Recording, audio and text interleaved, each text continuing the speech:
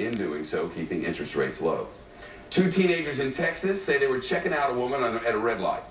They looked over, she was attractive. That's all it was. All of a sudden they noticed she was mouthing the words, "Help me," to them. So they call police. Listen.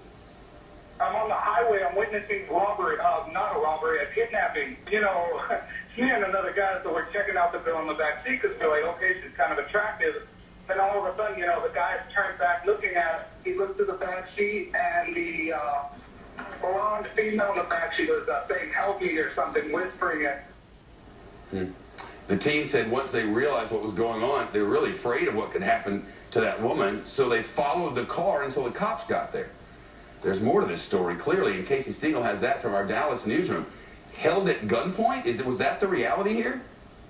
Yeah, Shepard, in fact it was, and with a butcher knife, according to the cops, when that woman was leaving an office party right here in downtown Dallas. Fast forward to about an hour later, and that is when the teen spotted that woman near Kaufman, Texas, about 35 miles or so to the southeast. They knew something was up, so they used their cell phone to make this 911 call. You know, my friend sees her going, "Help me, help me." And then when we're driving off, she's just like hitting that back windshield.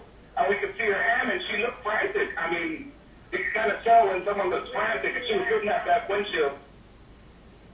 That call lasted about 30 minutes as they followed the suspect. Minutes later, cops caught up, dash cam rolling. You can see the victim being escorted to safety there in the upper right-hand portion of your screen. Now, this man, Charles Lewis Jr., has been charged with aggravated kidnapping. The motive is unclear, Shepard. We don't even know if he knew this woman at all. Crazy story. Imagine that those boys didn't come along. Have they all gotten to meet the victim and the guys who made the call?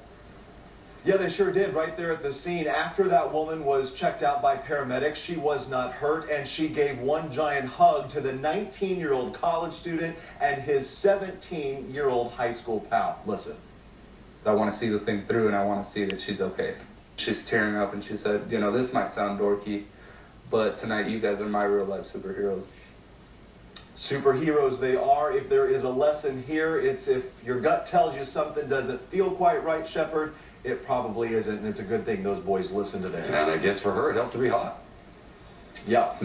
In this case. A lot. Thank you, Stengel. Have a good weekend. Continuing coverage of the crisis in Syria.